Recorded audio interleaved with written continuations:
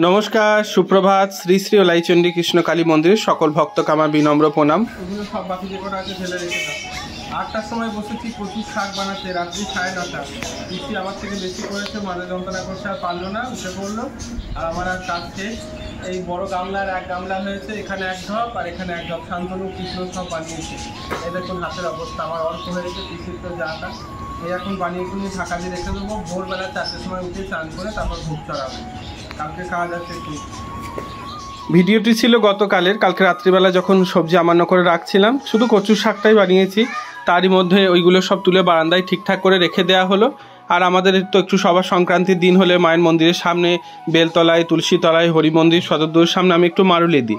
বহুদিন ধরে এটা আগাগোড়ায় আমি করে আসছি। বৃহস্পতিবার রবিবার হলে আমি একটু দিই। যদিও সানের উঠোন, যখন সানের উঠোন ছিল না, মন্দিরের উঠানটা মোটা করে গোবর দিয়ে লিপতাম, এত সুন্দর দেখতে লাগতো। তারপর মা আলপনা দিত, ঠাকুমা যখন বেঁচে ছিল ঠাকুমা দিত। তবে ঠাকুমা আমার নতুন মন্দির দেখতে পাইনি। ঠাকুমা নতুন মন্দির, ঠাকুমা গত হওয়ার পর তৈরি হয়েছে মায়ের মন্দির। যখন ঘরের ভেতর মা ছিলেন তখন এগুলো ঠাকুমা করতেন। তো সেই রীতি রেওয়াজটা আমি এখনও বজায় রেখেছি। আর সত্য কথা বলতে আমি ভালোবাসি, নইলে মন থেকে কেউ ভালো না বাসলে এইসবগুলো আর করা হয় না। আর এইসব জিনিস এখন দৃশ্য মেলাই ভার। এদিকে কৃষ্ণ গ্যাসের সিলিন্ডার নিয়ে আসছে, ভোগের প্রস্তুতি হবে। যেহেতু এই সিলিন্ডারটা আমি ওখান থেকে নিয়ে আসায় আমার নিজের বাড়ির সিলিন্ডারটা নয়, গ্যাসের লোক দিয়ে যায়, তাই জন্য একটু গোবর জল দিয়ে পরিষ্কার করে দিলাম। কত জায়গায় কত বাড়িতে ঘুরে। 11:30 আমাদের এখন বিছানা হচ্ছে, ঘড়ি দেখায় এখন বিছানা হচ্ছে। এরপর সব আমরা শোবো, শুয়ে আবার ভোরবেলা উঠে আবার রান্নাবান্না বসানো। মনে করেছিলাম বৈশাখের সংক্রান্তি একটু গঙ্গা স্নানে যাব, কিন্তু তা হবে না। অনেকগুলো লোকের আয়োজন করতে হবে, যার কারণে কই কষ্ট গাই। রাতে শুয়ে একসঙ্গে গল্প টল্প করতেই প্রায় 12:30 1টার সময় সব ঘুমালাম। আমি ভোরবেলা উঠে স্নান করেছি, আমার পর উঠেছে শান্তনু। আর পিসি তো উঠে বারান্দা টারান্দা পরিষ্কার করে পুচো টুচো দিয়েছে। আর যে মারুলিগুলো দিয়েছিলাম দেখুন সারা রাতে শুকিয়ে গেছে, কি সুন্দর লাল টুকটুক করছে। এরপর বৌদি এলে ঝাড়টা দিয়ে পরিষ্কার পরিচ্ছন্ন করে দেবে। আমি স্নান করে নিয়েছি, বাড়িতে গঙ্গায় স্নানে যাবো ভেবেছিলাম, কিন্তু সেটা আর হলো না। কারণ রান্নাবান্না করতে বানানোতে অনেক সময় লাগবে। যদি সবজিটা রাতে আমান্য করে রাখতে পারতাম তাহলে সকালে গঙ্গা স্নান করা যেত। তার যেহেতু করতে পারিনি, গরমকাল নষ্ট হয়ে যাবে, সময় ছিল কিন্তু নষ্ট হয়ে যাওয়ার ভয়ে আমান্য করিনি। তা এখন ভাজাভুজিগুলো মন্দিরের বারান্দায় বানাতে বসে পড়েছি। এগুলো এক বালতি কলের জল নিয়েছি, সব কলের জল দিয়ে একবার ধুয়ে পরিষ্কার করে নেওয়া হবে। তারপর যখন ভোগ রান্না করতে বসা হবে ভোগের ঘরে, তখন এই জলটা শুকিয়ে যাওয়ার পর আবার গঙ্গার জল দেওয়া হবে। কারণ কলের জলে গঙ্গার জলে একসঙ্গে মিশ দিতে নেই। এটা 5 তরকারি বানিয়েছি, আর ওখানে আলু বেগুন এগুলো ভাজাভুজির জন্য, আর কাঁচকলা ভাজা দেওয়া হবে। আর আমার নিজে লাগানো ছাদে যে পুঁই শাক, এই দিনটার জন্য অপেক্ষা করছিলাম, মাকে একটু ভোগের জন্য দেওয়া হবে। তারপর থেকে আমরা বাড়িতে একটু মন হলে কোনো সময় নেবো। তো ছোটো বড়ো যা ছিল কিছু ডগ বেরিয়েছিল, এই ডগগুলো কটা নিলাম। পুঁই শাকগুলো নিলে না ওখান থেকে আবার নতুন করে প্যাঁক বেরোয়, প্যাঁক বেরিয়ে আবার অনেক ঝাড় হতে থাকে। তো বানানোই ভালো, কারণ না কাটলে সেইভাবে গাছ বড় হয় না। তুলে নিয়ে এলাম, শান্তনু আমাকে সাহায্য করছে, ও স্নান করে নিয়েছে, এগুলোও বানিয়ে কুনিয়ে দেবে। আর দেখে মা চলে এসেছে, ভোগের ঘরের সমস্ত জিনিসপত্র আমি ঢুকিয়ে দিলাম। মা আজকে আমার সঙ্গে থাকবে, রান্নাবান্না করার মাই করবে, আমি মাকে একটু সাহায্য করব।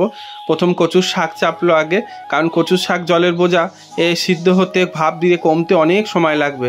আর ওই জন্য কচুর শাক দিয়ে সামান্য একটু লবণ দিয়ে মা ঢাকা দিয়ে দেবে।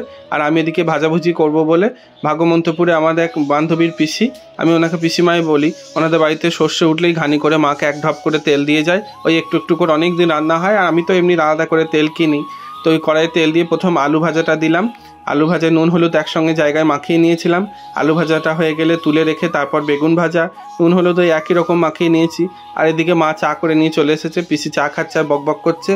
আমি, মা, শান্তনু, বাবা, কৃষ্ণ সবাই মিলে একসঙ্গে চা খেতে বসেছি। এদিকে বেগুনটা জোর ভাজা হয়ে গেছে, বেগুন তুলে ফেললাম। ভাজাভুজি হয়ে যাওয়ার পর কাঁচকলাটা একটু নুন হলুদ মাখিয়ে ভিজিয়ে রাখলে ভালো হয়, কিন্তু যেহেতু সকালে বানানো হলো তাই সঙ্গে সঙ্গে ওটাকে ধুয়ে নেওয়া হচ্ছে।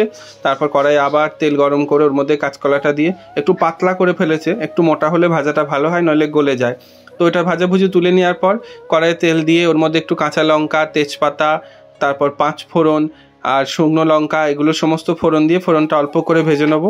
5 তরকারি হবে, যা যা সবজি যা ছিল গাজর টাজর ইত্যাদি সমস্ত রকম দিয়ে ওইখানে দিয়ে দিচ্ছি প্রথমে আলুটা, তারপর বেগুন, ছোটো ছোটো করে রাখা পটল, তারপর ওর মধ্যে ঝিঙে, আবার রাঙা আলু, বিনস, গাজর, এই সমস্ত রকম জিনিস দেওয়া, চাল কুমড়োও দেওয়া হয়েছিল। আর আমাদের ছাদের পুঁই শাক, পুঁই শাকটা নিয়ে একটা কথা বলি, অনেকে পুঁই শাক আমিষ বলে, অবশ্যই আর অনেকে আমিষ জানে, এটা লাল পুঁই যেটা সেটা আমিষ। তবে হরিভক্তি বিলাস মতে পাওয়া হয়তো নিষেধ আছে, গাজর পাওয়া নিষেধ আছে। আমাদের গুরু পরম্পরায় বারণ নেই, অনেক বাড়িতেও অনেক মন্দিরেও প্রসাদ পেয়েছি, ইস্কনে পেয়েছি, হ্যাঁ, তারপর গোবিন্দ বাড়িতে প্রসাদ পেয়েছি, গৌর বাড়িতে পেয়েছি। ওই জন্য এটা আর আমিষ বললে ছোট করা হবে না, এটাকে ভোগে দেওয়া যেতে পারে। আর যেহেতু আমাদের মায়ের তো আমিষ ভোগ হয়, কিন্তু একই ভোগ গোবিন্দরও হয়, সেই কারণে বুঝে শুনে রান্না করা হয়, যেগুলো শাস্ত্রীয় ব্যবহার করা যায় ভগবানের সেবায়, যেহেতু একসাথে সেবা হয় সেই জন্য। আমি গোপালকে তুলি না, মন্দিরে যাই, আবার পরে আসবো। কিছুক্ষণ মাকে সাহায্য করে দেওয়ার পর মায়ের ঘরে ঢুকলাম। গোপাল শুয়ে আছে, গোপালকে জাগাবো, মাকে জাগাবো, তারপর মিষ্টি জল দিয়ে মায়ের আবার সেবা পুজো দিয়ে আবার ওইদিকে ভোগের কাজে আবার লাগতে হবে। সামান্য অল্প করে একটু ফল আমান্য করে নিলাম, তাড়াহুড়োর মধ্যে দিয়ে বাসন ধুয়ে নৈবেদ্য সাজিয়ে মাকে সেবাটা দিয়ে নেবো। কারণ একা অতগুলো লোকের রান্না, প্রায় 20-25 জন মতো লোক হবে, মা একা কষ্ট পাবে, ওই জন্য তাড়াতাড়ি মাকে সাহায্য করার জন্য এদিকে মায়ের পুজো সেরে আবার ঘরে গেলাম। প্রচণ্ড গরম, ঘেমে যাচ্ছি, মা দিকে পায়েস চাপিয়ে ফেলেছে, আর ওদিকে সবজিটা যেটা 5 তরকারি মা নাড়াচাড়া করছে। আমি ওর মধ্যে কাজু বাদামটা জল দিয়ে ধুয়ে পায়েসের হাঁড়িতে দিয়ে দিলাম।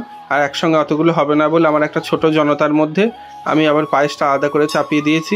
মা এদিকে কচুর শাকটা মধ্যে একটু নারকেল করা দিচ্ছে। প্রায় কচুর শাকটা হয়ে এসেছে, 4 বার ভাপাতে হয়েছে, তবে কে গিয়ে ওই এক হাঁড়িতে দাঁড়িয়েছে। আর আমি এখানে বসে বসে ভোগের চাল বাঁধছি।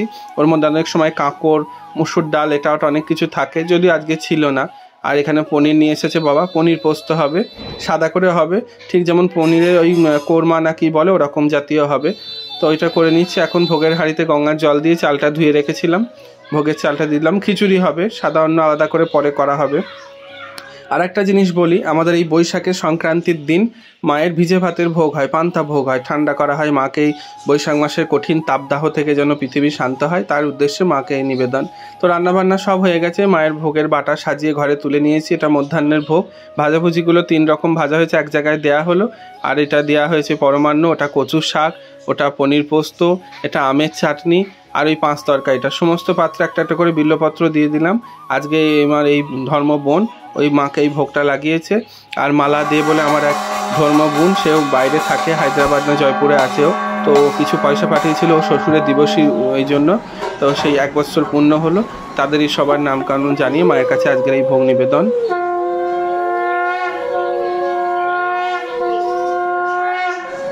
এখন দুপুর 1:45, মায়ের প্রসাদ ছোটানো হলো। ভোগ মাকে নিবেদন করার পর প্রসাদ বাইরে বের করে নিয়ে এলাম। মায়ের ভোগ দর্শন করুন, ভোগ দর্শনে দুর্ভোগ কাটে। জাতি ধর্ম নির্বিশেষে সবাই মায়ের সন্তান, কোনো নিষেধ কোনো বারণ কারোর জন্য নেই। মা সবার মা, মা 17 মা, মাও 17 মা। দূর দিগন্ত থেকে যত ভক্তরা কঠিন অবস্থার মধ্যে কষ্ট পাচ্ছেন, দুঃখ পাচ্ছেন, নানানিধি সমস্যার মধ্যে আছেন, মন প্রাণ ভরে মা কৃষ্ণকালী ডাকুন মাকে। মা অন্তর্যামী, মাকে ডাকার জন্য যে মন্দিরেই আসতে হবে বা প্রতিকার নিতে হবে এর কোনো মানে নেই। ভক্তের ভালোবাসা, অন্তরে প্রেম ভক্তি, এটুকুনি নিবেদন করলে তিনি সন্তুষ্ট। তিনি কৈলাসী অধিপতির ঘরণী, তিনি ভক্ত হৃদয় বাসিনী, হরিনেত্র নিবাসিনী, বিষ্ণু ভক্তি দায়িনী। তাকে আলাদা করার কোনো কিছু চাইতে লাগে না, তিনি জানেন আপনার কি প্রয়োজন। তো মায়ের প্রসাদ বের করা হয়েছে, একটা পাত্রের মধ্যে সমস্ত কিছু প্রসাদ একসঙ্গে দিয়ে একটু মাখিয়ে নিচ্ছি। এই মুহূর্তটা সবাই অপেক্ষা করে। আমি যদি খিচুড়ি হয় নাও মাখাবো বলি, তবু আমার বাড়ির লোক বা আমার ভাইপোরে যারা আছে শুনবে না, বলে তুমি একটু হাতে করে মাখিয়ে দাও, আমাদের ভালো লাগে। তো মাখিয়ে দিয়ে ওদের হাতে সবাইকে একটু একটু একটু করে দিলাম। তারপর যখন আমার পাতে বসবে খেতে, তখন ফল প্রসাদ দেওয়ার পর তবে খিচুড়ি আর যা কিছু ব্যঞ্জন আছে সবাইকে তখন তো দেবই। এখন একটু একটু করে দিলাম, এই নিয়ে জল খাক। আর সবার সঙ্গে আজকে আমিও একটুখানি প্রসাদ মুখে দিয়ে দিলাম, মায়ের প্রথম প্রসাদ। এদিকে আমার ভাগ্নে উঠোনের সামনেটা একটু ঝাঁট দিয়ে নিচ্ছে, ওখানটা করে কম্বল বিছিয়ে দেওয়া হবে। এখন ওকে সবাই খেপাচ্ছে, ঝাঁট দিচ্ছে, ক্যামেরায় তুলে দেবো, লেবার এইসব করে হাসাচ্ছে। ও হাসছে একদিকে, আমার দিকে তাকাচ্ছে। এদিকে ঝাঁটটা দিয়ে পরিষ্কার করে দেওয়া হচ্ছে, ওখানটা কম্বল বিছিয়ে দেওয়া হবে। যারা যারা প্রসাদ পেতে আসবে ওইখানটা করেই বসানো হবে। আমাদের মন্দিরে বারান্দার ওপর কাউকে প্রসাদ পাওয়ানো হয় না, যদিও মায়ের প্রসাদ, কিছু পান করা প্রসাদ এগুলো নিতে গেলে নিচেই নেমেই সবাই নেয়। আর এটা মায়ের ওই ঘর থেকে যেটা রান্না হয়েছে সেই হাঁড়িটা, এক হাঁড়ি নিয়ে আসতে বেশ গরমই লাগছিল। তো ওর মধ্যে একটু প্রসাদ মিশিয়ে দিয়ে সমস্ত আইটেমটা প্রসাদই করে নেওয়া হবে। এই যে ভাজাভুজি, এই যে 5 তরকারি, এই যে হাঁড়ির খিচুড়ি, এটা কচুর শাক, এটা আমের টক, আর এটা মাকে নিবেদন করা হয়েছিল। এখানে সব ভক্তরা বসেছে, আমি পরিবেশন করছি। আবার ওদের মধ্যে সবার হয়ে গেলে পারে আবার যে পারবে তখন আবার বাকি যারা বসবে তাদেরকে পরিবেশন করে তখন আবার সব সেবা দেবে। আর এদিকে তারপরের ব্যাচে আবার আমার বাবা, শান্তনু, বিশ্বরূপ, শুভঙ্কর ভাই, এরা সবাই একসঙ্গে বসেছে। আর এই পাশটায় আর আমার ননি বসেছিল ওর মাঝখানেই। কি ভাগ্যিস আজকে সবার সঙ্গে বসে একটু খেয়েছে, নইলে তো খেতে গিয়ে 1 থেকে 1.5 ঘন্টা টাইম লাগায়, তারপর আবার হাতে ফোন দিতে হয়। তো একসঙ্গে সবাই মিলে বসে প্রসাদ পেতে বেশ ভালোই লাগে। এই ছোট্ট ছোট্ট মুহূর্তগুলো আমার কাছে ভীষণ দামি। আমি মানুষ ভালোবাসি, যারা আমার কাছে আসে সবাই জানে আমি খুব সাধারণ একটা ঘরোয়া মানুষ। অত নিয়ম কানুন, অত কথা, অত আলাপ আলোচনা আমি পারি না। সাধারণভাবে সবার সঙ্গে মিশি, আর এই সাধারণ আমার কথা নিয়ে আপনাদের কাছে এই ভিডিও করতে আসা। জানি না আপনাদের কেমন লাগে, অনেক কমেন্ট পাই আপনাদের ভালো, নিশ্চয়ই আমি ভালোবাসেন আপনারা, তাই কমেন্ট করেন। তো আজকের মতো এইটুকুই, আবার আগামীকাল দেখাবো নতুন কোনো ভিডিও নিয়ে এসে। মা কৃষ্ণকালীর আশীর্বাদে সবাই ভালো থাকুন, সবাই বলুন মহাপ্রসাদ কি জয়।